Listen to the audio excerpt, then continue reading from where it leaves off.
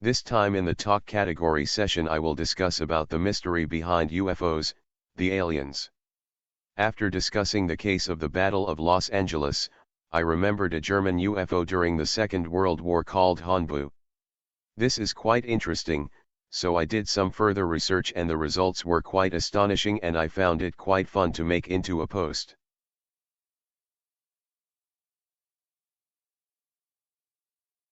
Maybe if we talked about UFOs today, we would be laughed at. Moreover, if we claim to see a UFO, it will be mistaken for a crazy person. Indeed, the discussion of UFOs is rarely taken seriously and has only become the subject of discussion among conspiracy theorists. But at the beginning of the term UFO heard in World War II, its existence was taken seriously and even handled very carefully by the United States military forces. Now maybe the discussion about UFOs has more to do with the existence of aliens or extraterrestrial beings who come from outer space.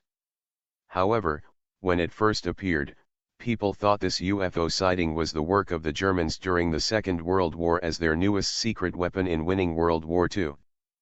No wonder, when the United States government finally denied the existence of this UFO, many considered it a conspiracy to hide the truth. The reason is, they don't want the public to know that UFOs really come from outer space so that they can cause public excitement, even the collapse of the economy to civilization. But is it true that the UFO issue is just an absurd joke? Or are they real? They stalk us from behind the clouds and from the stars? Was it really made in Germany during the Second World War or was it sent from outer space there? Foo Fighters.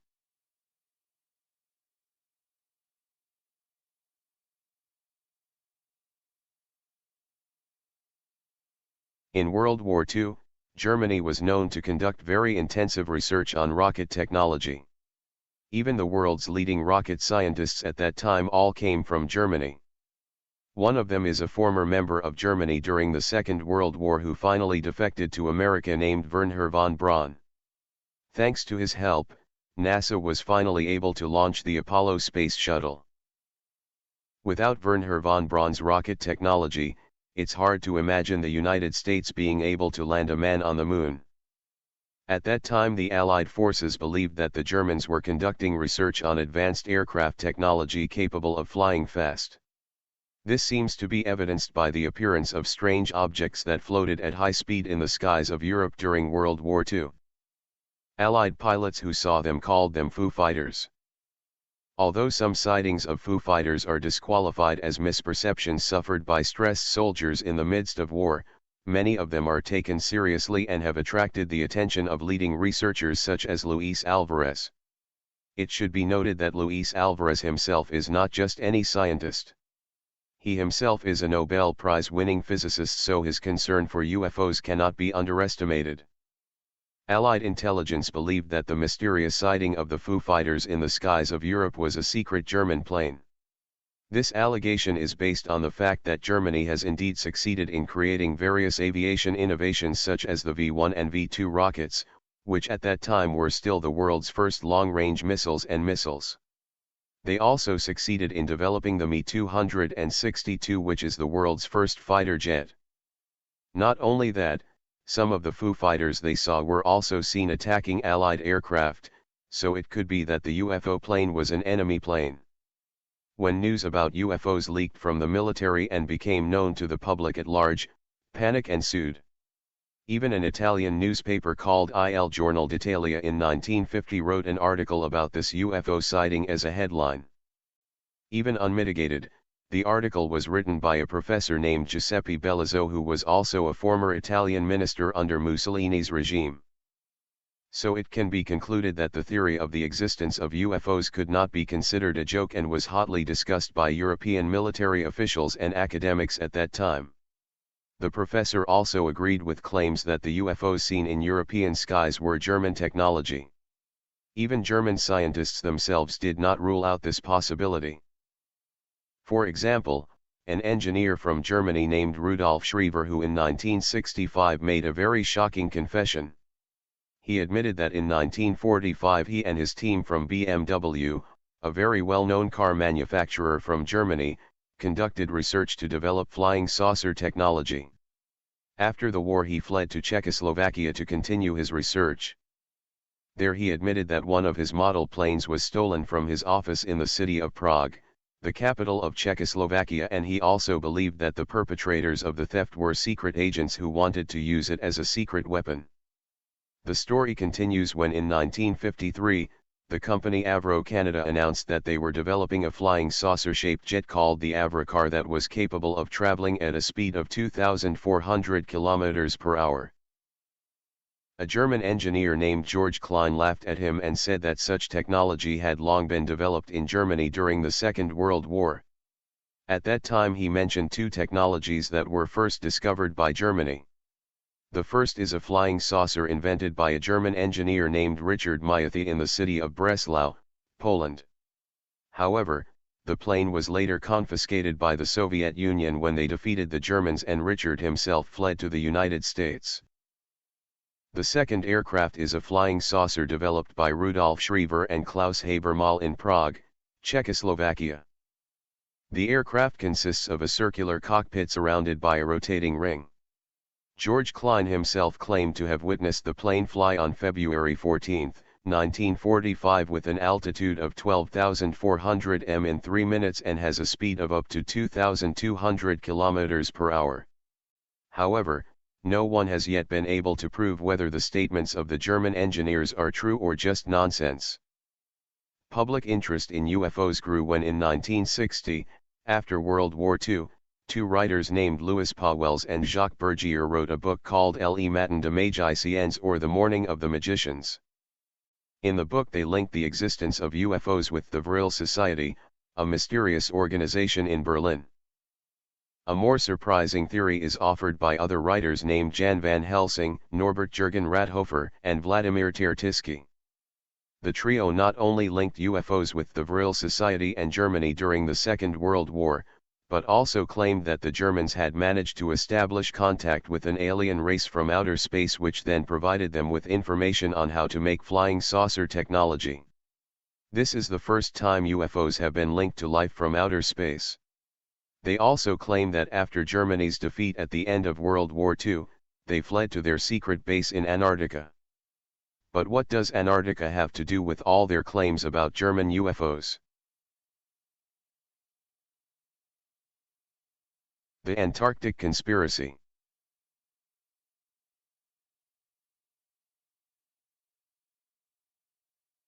Since the end of the 19th century, many European countries have competed to explore Antarctica. An example is Roald Amundsen from Norway, who managed to conquer Antarctica. Germany did not want to lose. They organized an expedition in December 1938 where a ship named Schwabenland left the city of Hamburg in Germany to go to Antarctica. The expedition was sent in secret and had 33 members. In January 1939 they finally arrived in Antarctica, at Queen Maud Land. Later they declared that the area belonged to Germany, even though the place had long been claimed by Norway, which had conquered Antarctica. But this did not at all deter Germany's intention to seize it. They even planted the German flag during the Second World War and named the area New Swabia, New Schwabenland, after the ship that carried them. The swastika flag remained flying until the expedition finally left Antarctica that same year. Surprisingly, the ship never returned and Germany never again claimed the territory. This can be said to be very strange. Why do Germans suddenly come to Antarctica for no apparent reason and then quickly leave and never return? Or did they never come back again? In 1978 a Chilean diplomat named Miguel Serrano, who was also a German sympathizer during the Second World War, wrote a book that was quite horrendous. The reason is, in a book called El Cordon Dorado, Hitlerismo Esoterico, Golden Thread, Esoteric Hitlerism, he mentions that the German leader at that time deliberately sent an expedition to build a secret base in Antarctica. After losing the war, the German leader at that time also sent his UFO to fly to New Swabia and hide there until the right time when they would resurrect the Fourth Reich as an act of revenge. But why, if the claim is true, did they choose Antarctica as their base? We know that there is nothing in Antarctica except ice, and the climate is also very harsh. It turns out that this is also related to another conspiracy theory, namely Hollow Earth. The theory states that in Antarctica there is a hole that becomes the gateway to another world that lies in the bowels of the Earth. The theory also states that the Earth is actually a basin, and in that cavity there is other life where dinosaurs still live, even inhabited by other races that are more advanced than humans. Conspiracy theorists say that perhaps for this reason, Germany during the Second World War later established a secret base there, because they want to be able to penetrate the world of Hollow Earth and hide there. But there is also another theory that makes more sense. As a result of the First World War, Germany did lose the war and experienced economic difficulties. One of Germany's biggest expenses is importing the oil extracted from whales. Because oil at that time was very useful as a raw material for making margarine and making soap, which were basic needs there. In fact, Germany is the second largest importer of whale oil in the world, where they can import up to 200,000 metric tons every year. This expenditure is considered too bombastic, so it is not surprising that the German government wants them to be more independent and able to produce their own whale oil. At that time the largest producer of whale oil was Norway, and guess where they got their supply of whales from? By hunting in the Antarctic region. So do not be surprised if Germany during the Second World War sent an expedition there to establish a whaling post to compete with Norway. But unfortunately that dream never came true because Germany had lost the war. The American Incident.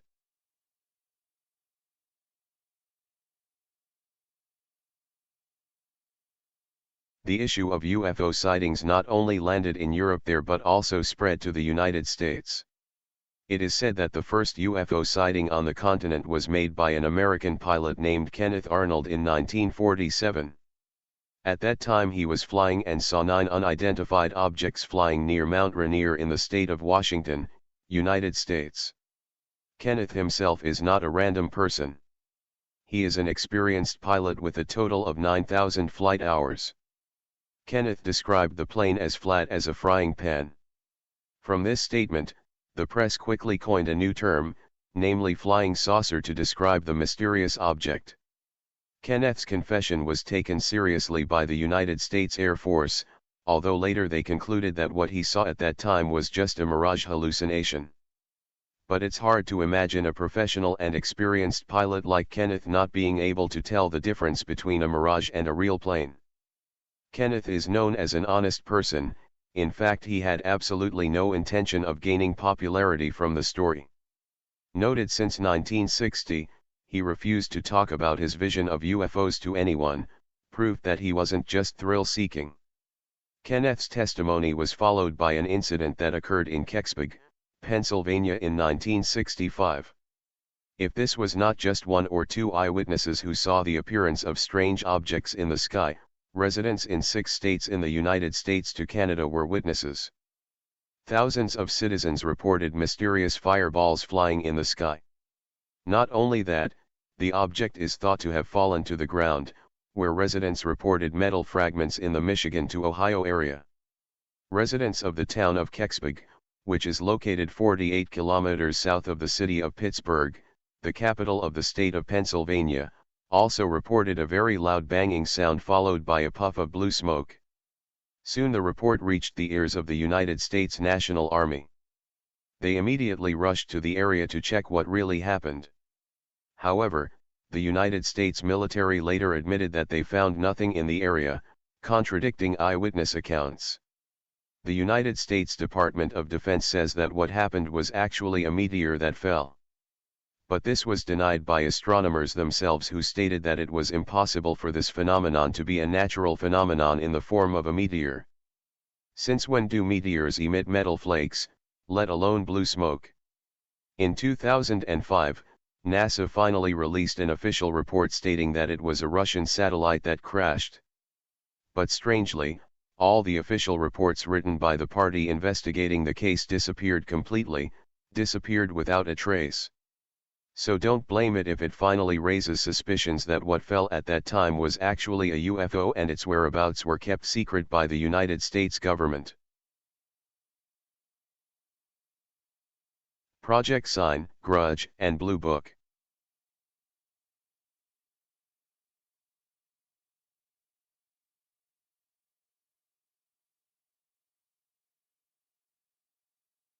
I have already mentioned that at the beginning of its appearance, many thought that the appearance of UFOs was the work of Germany during the Second World War. But this theory began to be doubted because after World War II ended and Germany lost, UFO sightings were increasingly visible. This sighting was taken seriously by the United States government at that time, who was trying to find out where the UFO came from. The United States government did not play around until it launched various investigations into UFO incidents that occurred in various regions of America. There have been 3 mass investigations by the United States government, namely Project Sign, Project Grudge, and Project Blue Book since 1948, each of which yielded surprising conclusions. The first investigation was conducted in 1948 under the leadership of General Nathan Farragut Twining of the United States Air Force. The project was originally called Project Saucer, but was later changed, because the name was too controversial, to Project Sign. At that time the United States government began to worry that the UFO would later threaten the country's national security. At first they thought the UFO scene was a secret weapon belonging to the Soviet Union, which at that time was involved in the Cold War with the United States. It is possible that the Soviet Union succeeded in stealing German technology during the Second World War after conquering Germany in World War II. But at the end of the investigation, Project Sign actually reached a surprising conclusion, namely that the UFO sightings were not the work of the Soviet Union, but came from outer space, in other words, aliens. Not satisfied with the controversial results of Project Sign, the US government then launched another investigation, namely Project Grudge. This project is referred to as the debunking project or rejects the results of the first investigation. The project concludes that these UFO sightings are just natural phenomena and are misinterpretations or misunderstandings by eyewitnesses. The latest investigation conducted by the United States government is called Project Blue Book. The government was careful enough in carrying out this investigation that it was willing to take a long time, from 1952 to 1969, so that they could carefully examine the UFO sightings and draw conclusions that completely satisfied all parties. Captain Edward J. Ruppelt, head of the project, came to 3 conclusions. First, of all the UFO sightings recorded in America and investigated and evaluated by the United States Air Force, it was concluded that they are not a threat to national security. Second, there is no evidence that these UFO sightings came from high-tech aircraft, far from those that humans already have. Third, there is no evidence that these UFO sightings came from outer space. The results may not be enough to quench the thirst of the general public, but they are enough to satisfy the curiosity of government officials. Since this project concludes that UFOs, even if they exist, do not threaten the very existence of the United States military, there is no need to worry and can simply ignore them. Although there are still plot holes in this report. Project Blue Book handles more than 12,000 reports of UFO sightings. Most can be explained as natural phenomena such as the movement of stars, clouds, to their own military planes. However, they cannot deny that about 701 reports are classified as reports that cannot be explained by common sense.